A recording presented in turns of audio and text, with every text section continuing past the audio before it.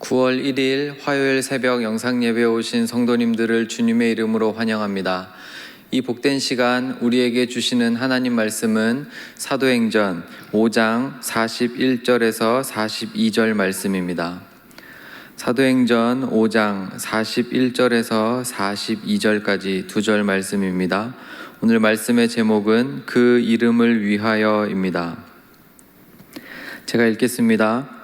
사도들은 그 이름을 위하여 능력받는 일에 합당한 자로 여기심을 기뻐하면서 공회 앞을 떠나니라. 그들이 날마다 성전에 있든지 집에 있든지 예수는 그리스도라고 가르치기와 전도하기를 그치지 아니하니라. 아멘. 사랑합니다.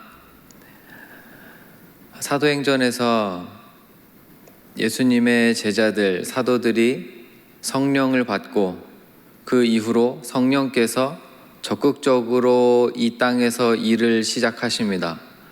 특별히 사도들을 통해서 많은 기적과 이사들을 일으켰고 그 결과 사람들이 예수님을 따라다녔던 것처럼 제자들도 따라다니기 시작했습니다.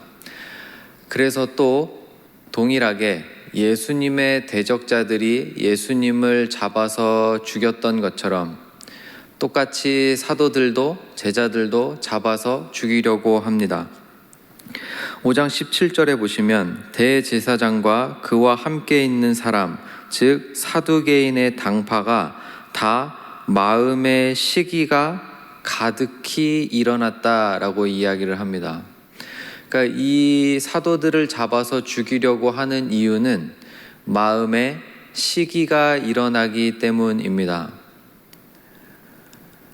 결과적으로는 사도들을 잡았고 그래서 다 옥에 가두었습니다.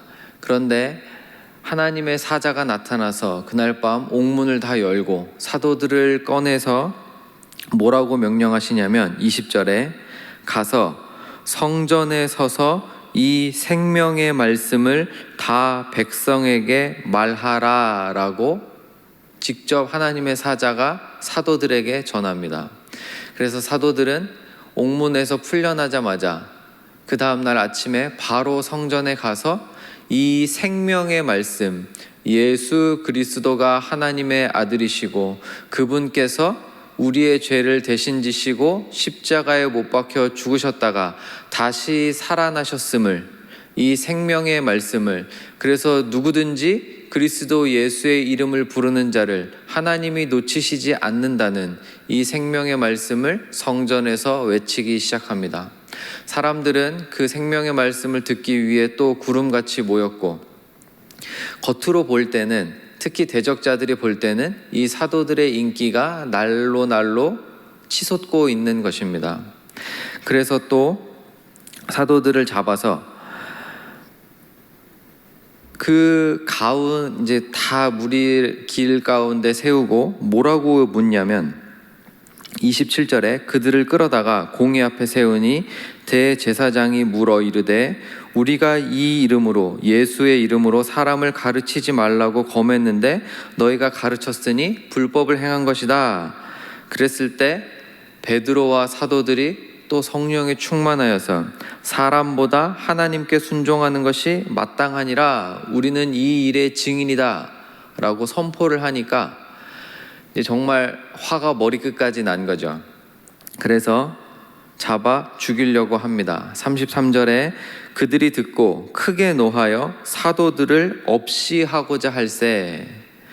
이제 정말 사도들을 죽이려고 할 때 바리새인 가말리엘이라는 유명한 선생이 일어나서 사도들을 먼저 내보냅니다. 밖으로 내보내고 뭐라고 이야기를 하냐면 35절부터 내용인데 생각해 보아라. 이전에 드다라는 사람이 일어났었다.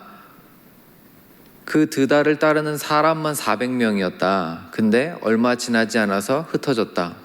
또 갈릴리의 유다라는 사람이 일어나서 백성을 꾀해서 따르게 했었다.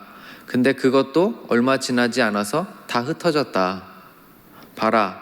지금 저 사도들이라고 하는 저 어부 출신의 무리가 사람들을 선동해서 다니고 있지만 만약에 저것이 사람의 지혜에서 나타난 것이라면 얼마 못 가 흩어질 거다. 그런데 혹시나 정말 만에 하나 하나님께 온 것이라면 우리가 잘못할 수도 있으니 가만히 둬라. 이게 지혜로운 방법이다 라고 이야기를 합니다.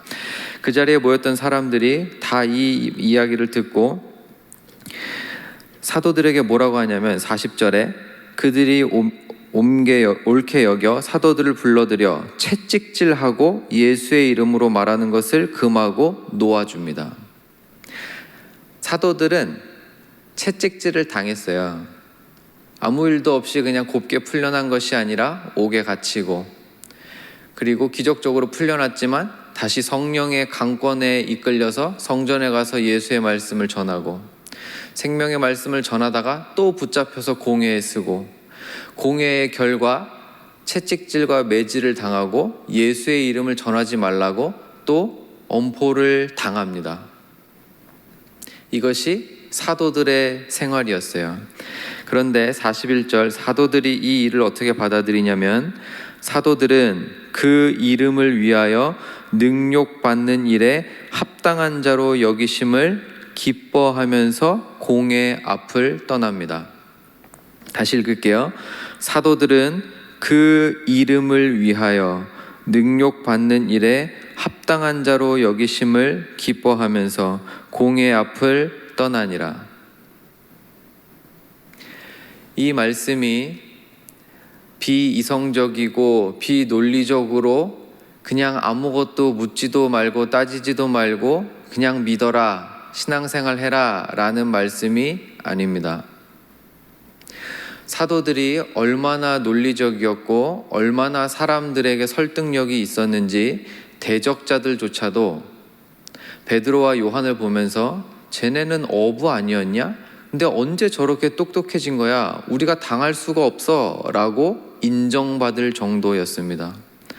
그럼에도 불구하고 그 이름을 위해서라면, 그 이름을 위하여라면 능욕받는 일조차 기뻐하는 삶을 살기 시작합니다.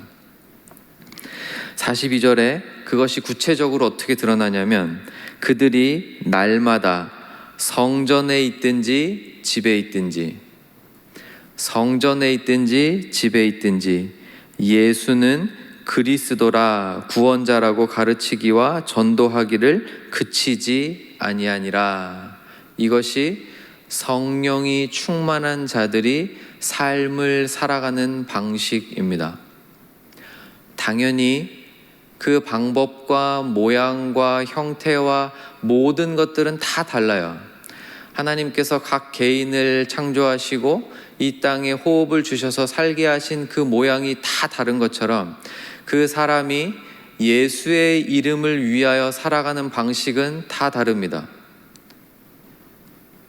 주신 직분이 다 다르고, 주신 은사가 다 다르고, 성별이 다르고, 주신 것들도 다 달라요. 환경과 여건도 다 달라요. 그러나 그 이름을 위해서 사는 것은 동일합니다. 성도는 그 이름을 위하여, 예수를 위하여 사는 사람, 예수의 증인으로 사는 사람들입니다. 저희는 코로나라는 아마 대부분의 사람들이 태어나서 처음 겪는 이런 신기하고도 정말 힘든 상황들을 지나갑니다. 전문가가 따로 없는 것 같아요. 이 현상에 대해서 누구 하나 바르게 예측하기가 쉽지 않습니다. 또 삶의 모양과 형태와 상황 다 달라서 내가 어떻게 사는 것이 잘 사는 것인지 말해줄 사람이 별로 없는 것 같습니다. 그러나 성경은 조금 다르게 이야기합니다. 상황이 어떻든, 모양이 어떻든, 형태가 어떻든, 어디에 있든, 심지어 성전에 있든지 집에 있든지 상관없이 성도는 그 이름을 위하여 사는 사람들이다 라고 외치는 것입니다. 바라기는 오늘 하루 예수를 위해 사십시오. 이것이 그냥 추상적이고 감정적인 말이 절대 아닙니다. 예수를 위하여 사는 것, 내가 어머니로서, 내가 아버지로서, 내가 학생으로서, 내가 회사원으로서, 내가 할머니로서, 할아버지로서 내 상황과 처한 여건 다 다르지만 예수를 위해 사는 하루, 오늘 하루 성령에 붙들리셔서 정말 예수 그 이름을 위하여 사시는 하루 되시기를 주님의 이름으로 축원드립니다. 기도하겠습니다. 사랑하는 하나님 아버지, 예수님을 위해서 산다는 것 정말 그렇게 살고 싶은데 어떻게 사는 것이 예수를 위해 사는 것인지 요즘은 정말 잘 모르겠습니다. 성령님, 지혜를 더하여 주시옵소서. 필요한 것들을 깨닫게 하시고 필요한 것들을 채워주시고 어디에 있든지 예수가 그리스도라는 것을 증거했던 사도들처럼 저희도 예수를 위하여 사는 오늘 하루 되게 하여 주시옵소서. 예수님의 이름으로 기도합니다. 아멘.